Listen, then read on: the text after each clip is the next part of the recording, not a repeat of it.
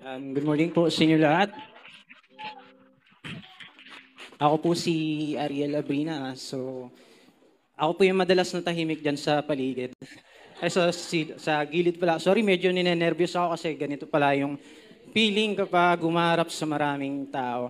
So, gusto ko lang po mag-testimony. So, paano ko daw po nakilala si Lord, sabi ni Pastora at ni Kuya Tons. So, kwento ko lang po, nung youth pa po ako sa Bicol, tatanda ko po, it was 2006 or 2007, and that time hindi pa ho ganun ka um, popular yung mga gadgets. So kami mga kabataan, wala po kaming masyadong libangan, kundi barkada lang po. And then, karamihan po sa mga barkada ko, may mga bisyo po eh. So kumbaga parang pag hindi ka nagtatry nung mga ginagawa nila, parang hindi ka in sa kanila or hindi ka cool. And praise to Lord and glory to God dahil may pinadala po siyang pastora dun po sa amin, sa barangay namin.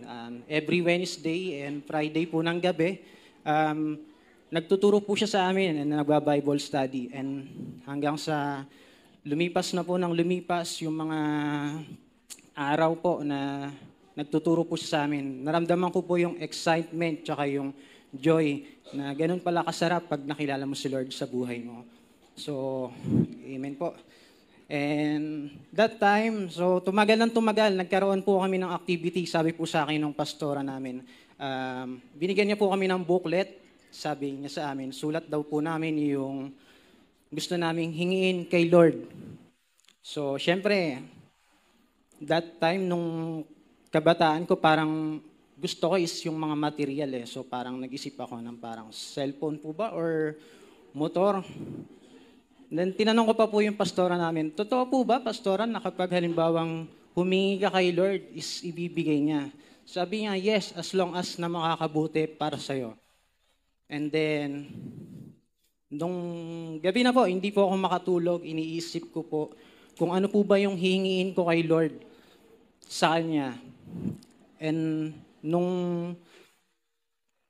bumalik na po kami para po mag-Bible study, so binigay na po namin yung booklet namin dun sa pastora namin. Sabi niya, ano yung mga prayers or inihingi nyo kay Lord? And then yung mga ibang kasamahan ko,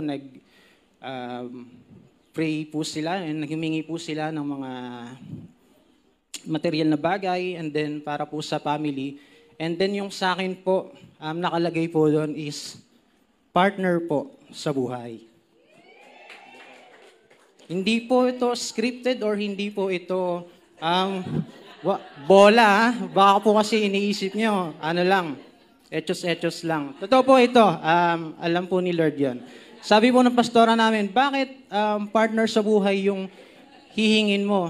Kasi napipicture out ko po, pastora, na kapag kasama ko po siya, sabay po kami mag-church, sabay po kaming magba-Bible study, sabay po kaming mag-worship and magde-devotion.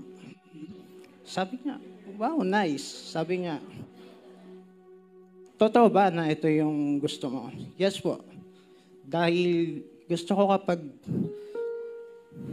nalilihis yung buhay ko or parang naaalanganin na.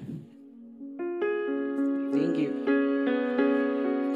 Gusto ko na nandyan siya para i-remind ako or ipag-pray ako, which is ginagawa naman nung binigay sa akin ni Lord. And then, siguro, lulubusin ko na po ito.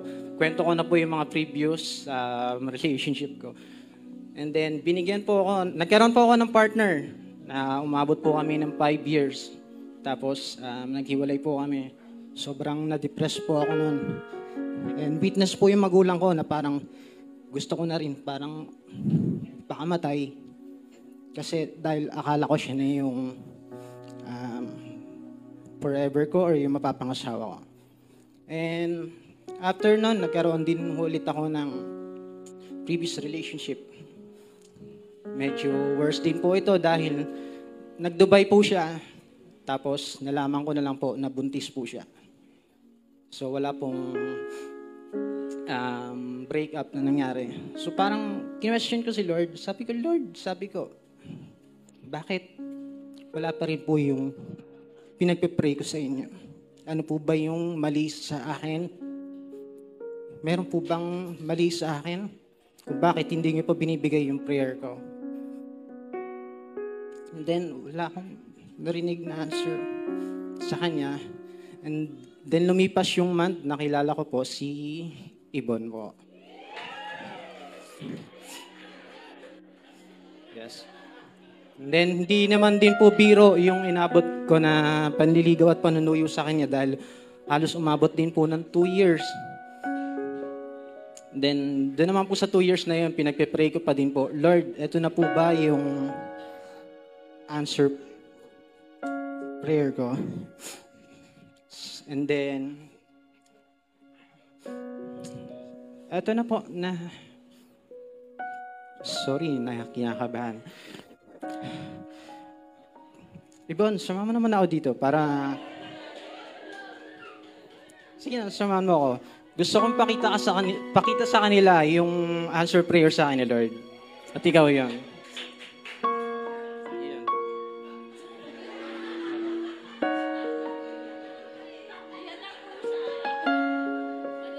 Dito po. And, yun, nung nakilala ko na po si Ibon, sabi ko po sa kanya, sabi ko po kay Lord, sorry. What if kung binigay ka sa akin ni Lord ng maaga?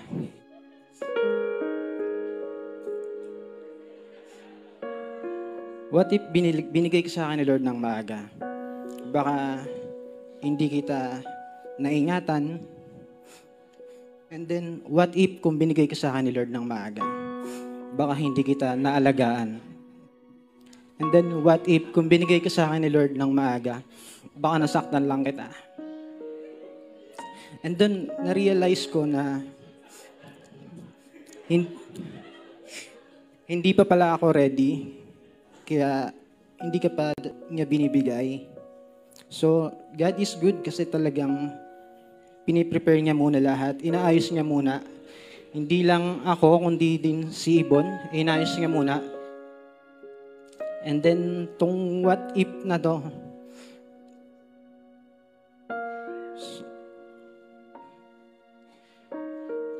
na-realize ko na, Lord, eto na po pala yung answer prayer.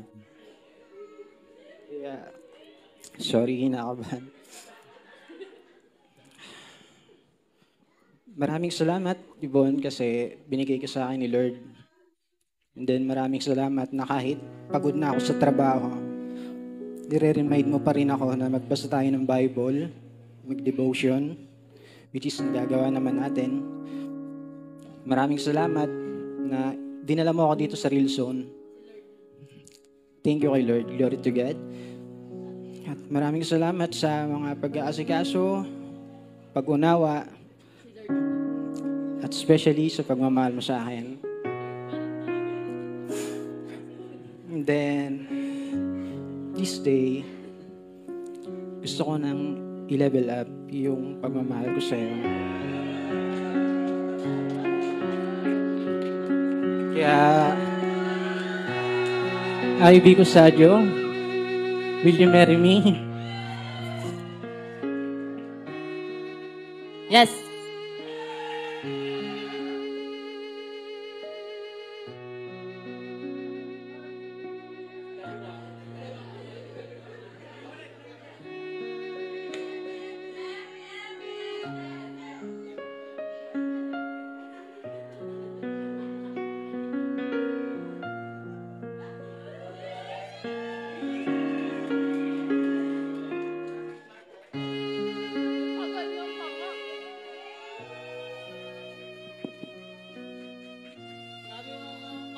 Thank you. So, maraming salamat po sa mga tumulong po. And wala na pong lie tsaka secret kasi madalas po siyang nagtatanong at nagdududa na. Maraming pong salamat sa Real Zone tsaka Pastora. Thank you po. Kuya Tons, thank you. And Ate Bea, hindi ko na po kayo isa-isain lahat. Maraming salamat po, especially sa worship team, tsaka Kuya JD. Thank you po. Thank you po, Lord, and thank you. Bye.